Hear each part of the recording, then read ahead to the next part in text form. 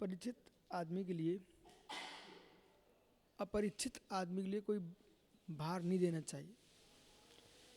चाहे वो मधुर बोले, चाहे सुख दिलाए, चाहे सहायता की बात करे, पर जब तक हम परीक्षा नहीं कर लेंगे तब तक विश्वास नहीं करेंगे। परीक्षा के उपरांत उसको योग्य कार्य दिया जाए। दो बातें कल बताई थी, क्षमता और प्रणाली। पंडित जी, क्षमता और प्रणाली। आदमी के पास क्षमता है और प्रणाली नहीं है तब भी फेल हो जाएगा। प्रणाली है, क्षमता नहीं है तब भी फेल हो जाएगा। क्षमता भी होना चाहिए, प्रणाली होना चाहिए। एक नया काम कर रहे हैं भैया। तो क्षमता और प्रणाली, क्षमता क्षमता क्षमता और प्रणाली नहीं, पद्धति। योग्यता क्षमता है और पद्धति शैली। रोटी बनाने की क्षमता 10 रोटी बनाने जानते हो, पर भारत का नक्शा बना रहे हो कि सुंदर गोल बना रहे हो, तो क्षमता अलग विषय है और प्रणाली अलग विषय है। जितना व्यक्ति क्षमता से प्रसिद्धि पाता है उससे चौगुनी प्रसिद्धि प्रणाली से पाता है। अब हर क्षेत्र में आपको जाना पड़ेगा। राजा है तो क्षमता प्रणाली, तुम्हारा शासन करने की क्षमता है, लेकिन प्रणाली क्या है? प्रतिष्ठाचार्य जी है, क्षमता है, एक वर्ष में 50 प्रतिष्ठा करा लेते, प्रणाली क्या है? चावल फेंक के करा रहे हैं कि पूरी विधि से करा रहे हैं? आचार्य परमेष्ठी दीक्षा 1000 दे रहे हैं, 1000 दीक्षा दे रहे हो, प्रणाली क्या है? आग में की स्थिति क्या है? तो आपको क्षमता भी देखना चाहिए, प्रणाली जाननी चाहिए। और जो विशेषता आती है वो क्षमता के साथ पद्धति से आती है। यदि पंडित जी क्षमता तो है लेकिन पद्धति ठीक नहीं है तो क्षमता तुम्हारी पिट जाएगी। आप 50,000 कुंटल गेहूँ निकालती हो, ठीक, बहुत अच्छी बात है, लेकिन ये बताइए आपकी कौन सी क्वालिटी के हैं? उनकी क्षमता तो है लेकिन सुंदरता क्या है?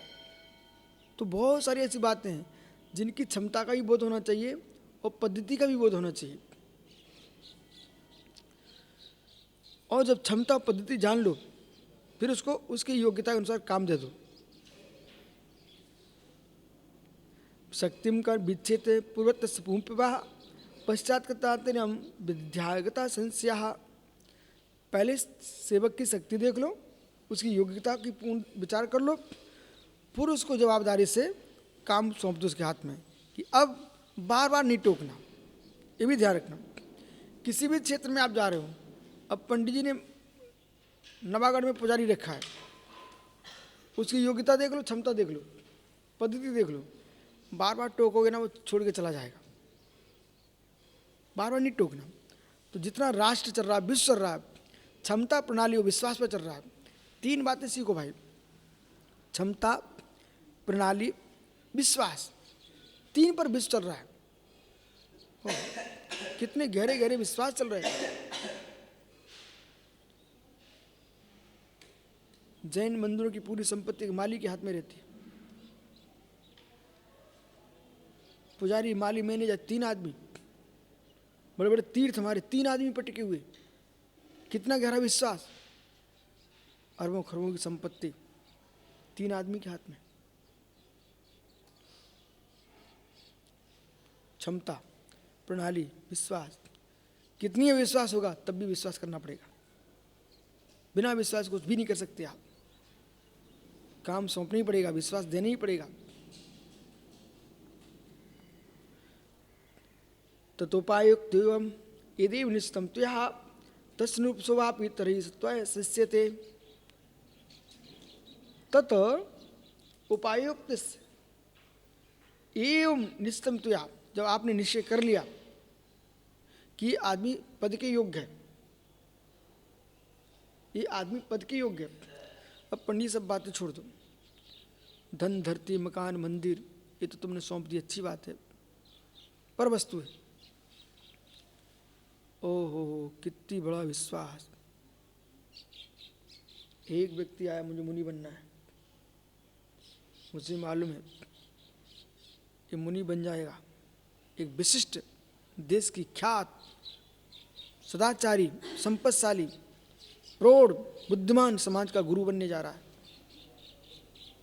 कि थोड़ा विश्वास कर, मैं तुझे अरंत का पद दे रहा हूँ, मुद्रा, अरंत मुद्रा आपको दे रहा हूँ, विश्वास के साथ। अभी तुम्हारे पास कुछ भी नहीं है, एक मुहूर्त के बाद अष्टद्रव्य तुम्हारी पूरा होना प्रारंभ हो, अष्टद्रव्य से तुम्हारी पूजा प्रारंभ हो जाएगी। ओहो, इसलिए समझो बेटा, साधु बनने के लिए कितनी सज्जनता चाहिए।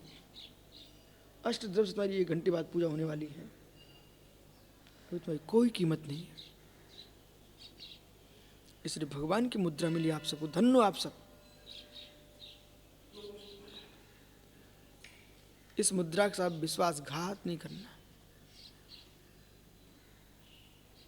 विश्वासघात नहीं करना। 1 से 1000 बना सको तो बना लेना, पर एक को भी तोड़ना मत जैन धर्म से, ऐसी प्रवृत्ति करना। ये बैठे भैया 104-5 डिग्री बुखार पर आचार्य विराग साहब ने विश्वास की दीक्षा दी।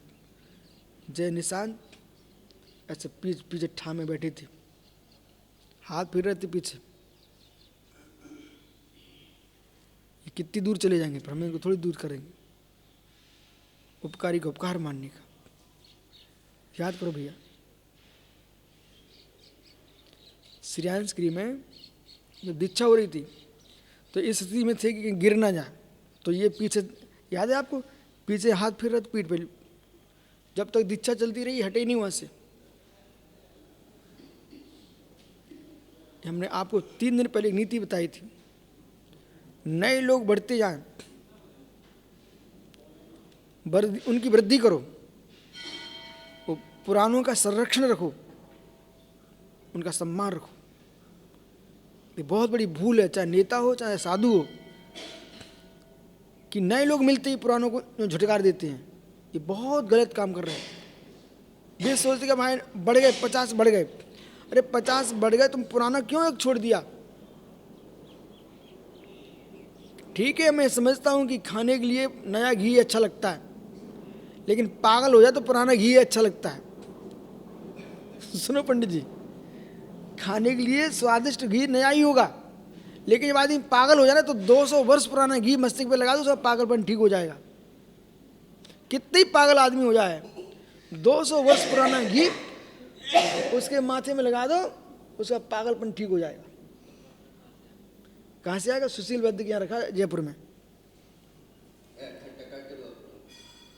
इकट्ठा करना शुरू कर दो आप, परंपरा में बोलते भाई इसमें रखे रहने देना, वो भी पुराना हो जाएगा। आओ, पुराना वैद्य, पुराना साधु, पुराना मंत्री, पुराना घी, पुराने चावल इस समय पे काम में आते हैं। इनको इसलिए धुतकारना मत भाई, नहीं तो सारस्वत जी सोचा ठीक है अब तो हम पद पे आ चुके हैं, हम बड़ी गर्मा में आ चुके हैं, अब छोड़ो यार सब पुराने लोगों को सबको। ऐसा नहीं होता। चलो भाई, तो इस प्रकार से योग्यता देख करके फिर उस काम सौंप देना चाहिए। तस् शोभत तरी तुम शिष्य थे, और जब उस पद को शोभित करने के योग बना दो, काम सौंप करके, ऐसा नहीं काम सौंपा है उसके लिए उस योग्य बना दो। भाई अब आज से ये तुम्हारे प्रतिष्ठाचार्य पुष्प जी ने अपने सामने सामने ऐसे बैठे रहते थे अलग दूर, और बेटे को प्रतिष्ठा सिखा रहे थे, तो काम भी सौंपा, योगी बनाया, और सामने भैया इनसे पूछ रहे थे अब क्या करने। हाँ, हम ये देखो यार ये क्या हो रहा है। ये ऐसा नहीं कि भूल गए, सुनो भूल नहीं गए, समझ भाई वे अपने बेटे की महिमा बढ़ा रहे हैं। हमने आपसे कुछ पूछ लिया कैसा है, अरे तुमसे पूछ रहे, हम स्वयं पूछ रहे, तुम तुम्हारे मुख से कहलवा रहे हैं, अरे तुम्हारी महिमा मंडित करवा रहे हैं, न कि हम भूल गए हैं। नमोरिंता नमुस्ता नमोरिनो सौसावड़।